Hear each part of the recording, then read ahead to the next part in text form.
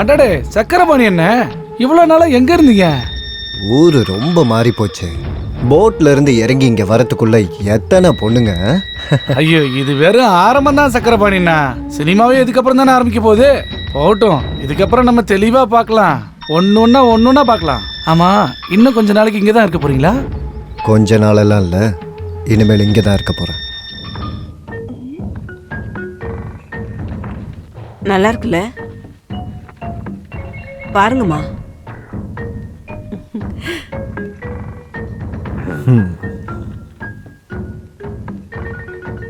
உங்க கூட இருக்கிறது யாரு? சினிமா நடிகரா? சினிமா நடிகரா? சினிமா நடிகரா? இது சக்கரபாணி என்ன போட்டியில தோக்கடிச்ச ஒருத்தன். நீ இது வரைக்கும் எத்தனை பேரை தோக்கடிச்சிருக்க? நான் என்னன்னதே இல்லை. தோக்கடிக்கிறவங்களை எண்ணக்கூடாதுன்னு என் வாத்தியார் சொல்லியிருக்காரு. அது நல்லதே இல்லையா? நீ இங்க இருந்து போய் எவ்வளவு நாள் ஆகுது? எனக்கு 10 வயசா இருக்கும்போது நான் இங்கேருந்து போனேன். சரோஜனிக்கு என்ன ஞாபகம் இருக்கா? எனக்கு ஞாபகம் இருக்கு. நீ ஒரு பட்டு பாவாடையும் ப்ளவுஸும் போட்டுக்கிட்டு ஸ்கூல் புக்கோட பள்ளிக்கூடத்துக்கு போனது நல்லா ஞாபகம் இருக்கு. ஓ, என்ன ஞாபக சக்தி, என்ன ஞாபக சக்தி! எனக்கு கூட ஞாபகம் இல்ல.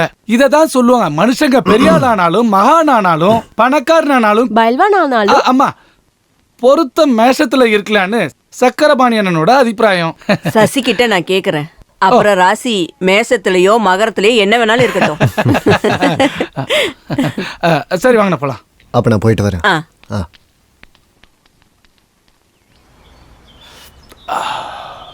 வழி இருக்கு, ஒரே வழிதான். இந்த ஜென்மத்துல கண்ணாடி ரகசியத்தை தெரிஞ்சுக்கிற ஆசை நிறைவேறாதுன்னு நினைச்சுக்கோ. இழுத்து விட்டன்னு வச்சுக்க. அவன் என்ன கடுப்புல இருக்கான். இப்பதான் உனக்கு விளையாட்டு. சும்மா அடிச்சுக்காதீங்கடா. நம்ம வேற ஏதாவது வழி பண்ணலாம். என்ன வழி? ஜெகதாவா பரமுக்கு கட்டி கொடுக்கலான்னு முடிவெடுத்துட்டாங்க. லக்ஷ்மியோட விஷயத்துல அந்த மாதிரி எதுவும் முடிவெடுக்கலையே. ஆமா, சக்கரபாணி அண்ணனுக்கு எனி ஐடியாஸ் கம்மிங்? ஏதாச்சும் ஒரு ஐடியா இருக்கா மனசுல? வேற ஏதாவது முடிவெடுத்தா குமார விட்டுருவாங்க. இந்த கண்ணாடி விஷயத்துல இல்ல. அதான் சொன்னேன். உன் தம்பி ரவிக்கு லக்ஷ்மிய பொண்ணு கேளு. எதுக்கிட்ட சிரிக்கிற? அவன் ஆம்பளை இல்லையா? ஆம்பளையா இருந்து மட்டும் என்ன பிரயோஜனம்? இன்னும் 1 மாசம் ஆச்சுன்னா அந்த பொண்ணு டிகிரியோட இருப்பா. அதையே அதனால என்னன்னு கேட்டா, மழையே பேஞ்சா கூட இவன் தம்பி சும்மா கூட ஸ்கூல் படியே மிதிச்சதே இல்ல. இங்கிலீஷ் தமிழ் எழுத படிக்க கூட தெரியாது. யாரு சொன்னா? ரவி 4ஆம் கிளாஸ் பாஸ். அது டேய் குமாரா, நமக்கு நல்லது இருக்கு இந்த விஷயத்துல. ஜாதியை பார்த்து ஒரு பிரயோஜனமும் இல்லடா. நாளைக்கு உன் தம்பி கூப்பிட்டா அந்த பொண்ணு கூட வரணும். அப்படி ஒரு செட்டப் ரெடி பண்ணணும்.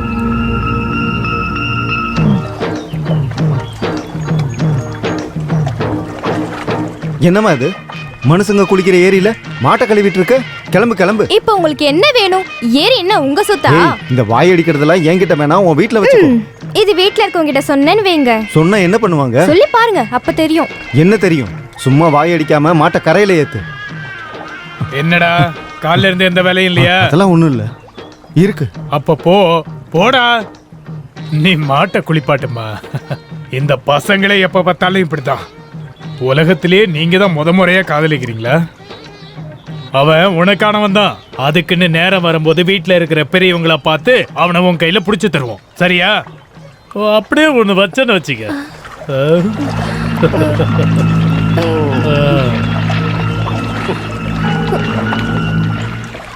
நான் எவ்வளவு யோசிச்சாலும் அவர் ஏன் அப்படி சொன்னார்னு எனக்கு புரியவே மாட்டேங்குது. இப்போ கொஞ்ச நாளா நான் சில விஷயங்களை கவனிச்சுக்கிட்டு தான் இருக்கேன். ஜெகதாவையும் உன்னையும் கல்யாணம் பண்ணிக்கிறவங்களுக்கு அந்த கண்ணாடியோட ரகசியத்தை சொல்லுவேன்னு சொன்னதுக்கு அப்புறம் தான் இந்த மாதிரி நிறைய பேர் பிளான் பண்ணிட்டு இருக்காங்க. குமாரனை தெரிஞ்சுக்க இந்த ஒரு வழி தானே இருக்கு. உனக்கு ரவிக்கும் கல்யாணம் பண்ணி வைக்கிறது. ஆமா, அது எனக்கும் தோணணும்ல. இனி வரட்டும், பாத்துக்கிறேன். என்னடி இது? பெரிய வீட்டு பொண்ணு ஆச்சாரி வீட்டுல உட்காந்துருக்கு. நேரம் வரும்போது எல்லாருக்கும் சொல்லுவோம், அப்ப தெரிஞ்சுக்கோங்க. போதும் போதும், எல்லாருக்கும் தெரிய வைப்பீங்கல்ல, அதுவே போதும். நீ என்ன நினைச்ச? யாருக்கும் சொல்லாம ஓடி போயிருவோம்னா? சரோஜினி அக்காக்கு அது பயம் இல்ல. அவங்களுக்கு முன்னாடி நம்ம முந்தி போன பயப்படுறாங்க. வேணாம் வேணாம், என்னை பத்தி யாரும் கவலைப்படவே வேணாம். இப்போ உனக்கு என்ன கோர? உனக்கு ஏத்த மாதிரி வாட்ட சாட்டமான ஆளை தானே கட்டிக்க போற. உனக்கு விருப்பமானு மட்டும் சொன்னா போதும், உடனே கூப்பிட்டு தாலி கட்டிட்டு வரல. கல்யாணத்துக்கு அப்புறம் உன்னை கூட்டிட்டு போயிடுவாரோ? அப்படித்தான் சொல்லிருக்காரு.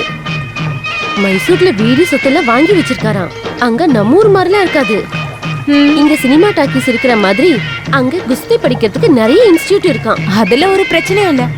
இந்த குஸ்திக்காரங்களை கல்யாணம் பண்ணிக்கிட்டா வாழ்க்கையில குஸ்தி போடணும். போடி இங்க இருந்து.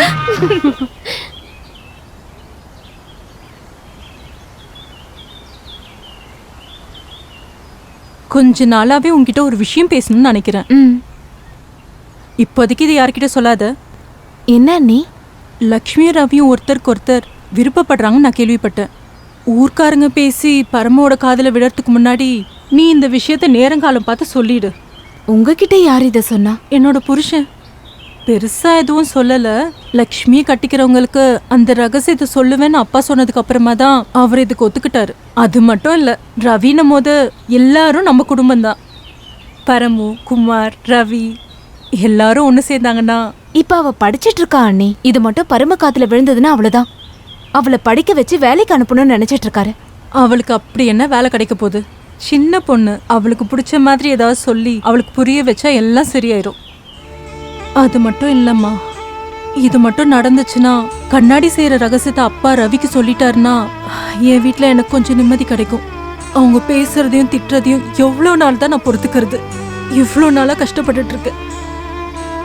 அண்ணிய நினைச்சு நீ இதை அவன்கிட்ட சொல்லி ஒத்துக்க வைக்கணும்.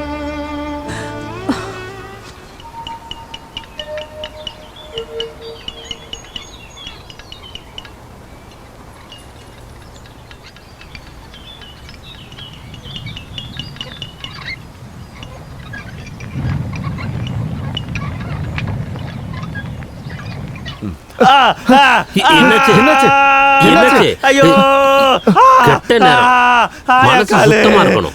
அது இல்லைன்னா யாருமே இங்க வேலைக்கு வராதீங்கன்னு நான் நிறைய வாட்டி சொல்லிட்டேன். அந்த சாமி மேல சத்தியம் பண்ணி சொல்ற இது வரைக்கும் நான் எந்த தப்பு செஞ்சதில்ல.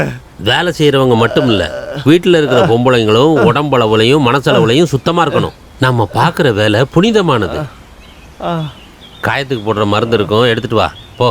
என்னோட வீட்டுல இதுக்கு மருந்து இருக்கு. அப்ப நீ போய் வாங்கிட்டு வா. சரிப்பா. சரி, நாளைக்கு வரேன்.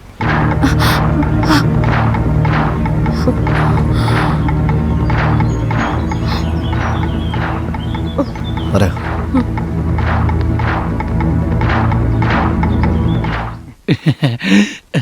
இத பாத்தீங்களா? தமிழ்நாட்டுல இப்படி ஒரு செயினை பாத்திருக்கீங்களா? சக்கரபாணி அண்ணன் கேரளாவுல இருந்து சொந்தமா சம்பாரிச்சு வாங்கிட்டு வந்தது. நல்லா இருக்கா? இது என்ன செயின் அண்ணா? இது என்ன செயின்னு தெரியாதா? ஏலக்கா. ஏன் இத பாயசத்துல போடணுமா? அது ஏலக்கா இல்ல, பாலக்கா. கல்யாண பொண்ணை கூப்பிடுங்க, கல்யாண பொண்ணை கூப்பிடுங்க. அம்மாடி, அம்மாடி இங்க வாமா. அம்மா, அத அவங்க கிட்ட கொடுத்துருங்க. எனக்காக வாங்கி இருந்தாருன்னா அது எனக்கு வேண்டாம். ஐயோ, கேரளாவுல இருந்து உனக்காக எடுத்துட்டு போ. இனி என்ன கல்யாணம் பண்ற மாதிரி பேசி இந்த வீட்டுக்கு நீங்க வந்துடாதீங்க. எனக்கு கல்யாணம் வேண்டாம். அம்மாடி, கொஞ்ச நேரம் வெயிட் பண்ணலாமா? வாடா.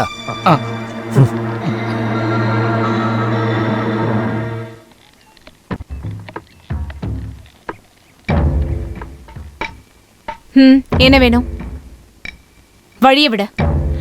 நகரா. உன்னை இந்த ஏரியிலேயே முக்கி கொண்டாலும் யாருக்கும் தெரியாது, எவனும் கேட்கவும் மாட்டான். நான் இன்னும் அதை பண்ணாதது பயத்தால் இல்ல, நான் எவனுக்கு பயப்படுவேன். உனக்கு இப்ப என்னதான் வேணும்? என்ன வேணும்னு கேட்டீனா, நீ என் கல்யாணத்தை நிறுத்திட்டல்ல, எனக்கு இப்ப வேற கல்யாணம் பண்ணி வை. என்ன தயாரா? இங்க பாரு, யாருன்னு தெரியாம என்கிட்ட பேசிட்டு இருந்த உன் கண்ணும் பழுத்துற சொல்லிட்டேன். நிறுத்திடு. நீ யார் நினைச்சுக்கிட்டு இருக்க? பார்த்து பேசலன்னு வையே. நீ உண்மையிலேயே ஆம்பளனா? பேசுறத நிறுத்திட்டு செயல்ல காட்டு பார்க்கலாம். காட்டுறேன்டி, நான் யாருன்னு காட்டுறேன். நான் எப்படிப்பட்டவன்னு உனக்கு காட்டுறேன். இப்ப கிளம்பு.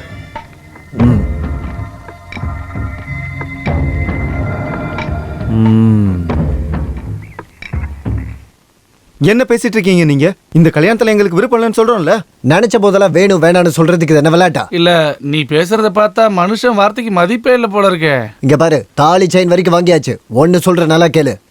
சக்கரபாணி நல்லவனா இருந்தா நல்லவன், இந்த சக்கரபாணி கெட்டவனானு வச்சுக்க, நீங்க எல்லாம் தாங்க மாட்டீங்க. பொண்ணுக்கு கல்யாணத்துல விருப்பம் இல்லைன்னா நம்ம என்ன பண்ண முடியும்? அத கல்யாணத்தை பத்தி பேசும்போதே சொல்லிருக்கணும். நீ ஒண்ணு பண்ணு, மூத்த பொண்ணுக்கு தானே கல்யாணத்துல விருப்பம் இல்ல, தங்கச்சிங்க 2 பேர் இருக்காங்கல்ல, அதுல ஒண்ணு கட்டி வையே. சீ, வாய மூடுறா. இது என்ன வியாபாரமா? உனக்கு கல்யாணம் பண்ணி வைக்க இந்த வீட்டுல பொண்ணு இல்ல, போதுமா? இதுக்கு மேல யாரும் பேச வேண்டாம். கிளம்புங்க கிளம்புங்க. டேய், இன்னும் பச்சை புள்ள மாதிரியே பேசிக்கிட்டு இருக்க. யாருக்கிட்ட பேசுறேன்னு தெரிஞ்சுதான் பேசிட்டு இருக்கியா?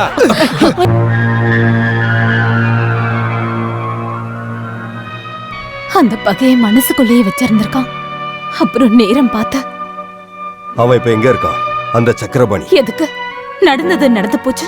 அத காரணமா வச்சு எதையும் பண்ண வேண்டாம். இன்னும் ஏதோ முடியல. லக்ஷ்மியை கொண்டது சசி இல்லைன்னா வேற யாரு? எதுக்கு எதுக்கு என் தங்கச்சியை கொண்டாங்க? தெரியணும். என் வாழ்க்கையை அழிச்சது யாருன்னு எனக்கு தெரியணும். அந்த கணக்கை நான் தீர்க்கணும். அவங்க வந்திருப்பாங்களோ இல்லையோ கடவுளுக்கு தான் தெரியும். வாங்க, அவங்க உள்ளதான் இருக்காங்க. டேய் நீ அங்கே இரு. இங்கே அங்கே இரு. இங்கே படுக்கணும், படுத்துக்க, எனக்கு ஒன்றும் பிரச்சனை இல்லை. குமரப்பன் ஆசாரி கிட்ட பிசினஸ் பேசுறதுக்காக நிறைய தடவை வந்தோம். அவர் அன்னைக்கு எங்களுக்கு கண்ணாடி தரமாட்டேன்னு சொல்லிட்டாரு. அதுக்கப்புறம் தங்கு வந்து குமார் இப்போ கண்ணாடி செய்ய ஆரம்பிச்சிட்டாருன்னு எங்களுக்கு தெரிய வந்தது. இப்போ நம்ம இந்த குமாரங்கிட்ட வியாபாரத்தை வச்சு ஏய், வியாபாரம் குமாருக்கு மட்டும் இல்ல, நானும் பார்ட்னர் தான். நீங்க எங்களுக்கு பணம் கொடுங்க, நாங்க உங்களுக்கு கண்ணாடி தரோம். பிசினஸ் நமக்குள்ளதான். இப்ப மாமா பொறுப்பை ஒப்படைக்கிறத பத்தி மட்டும்தான் பேசியிருக்காரு. ஆள் மாறினதுக்கு அப்புறமா தான் குமாரால கண்ணாடி செய்ய முடியும். போதும், பொறுமையா கொடுங்க. நமக்குள்ள பிசினஸ் ஆரம்பிக்கிறதுக்கு முன்னாடி நமக்குள்ள ஒரு அறிமுகம் இருக்கட்டும் தான் இப்ப நான் வந்தது. நாங்க இப்போ ஒரு சின்ன அமௌண்ட் அட்வான்ஸா கொடுக்குறோம். ஒரு டோக்கன் அட்வான்ஸா இதை நினைச்சுக்கோங்க. கொடுங்க, என்கிட்ட கொடுங்க. நான் தான் சொன்னேன்ல, பிசினஸ் நமக்குள்ளதான். இதுல எவ்வளவு இருக்கு? 10,000 ரூபாய். ஓ, 5,000. 5,000 இந்தா.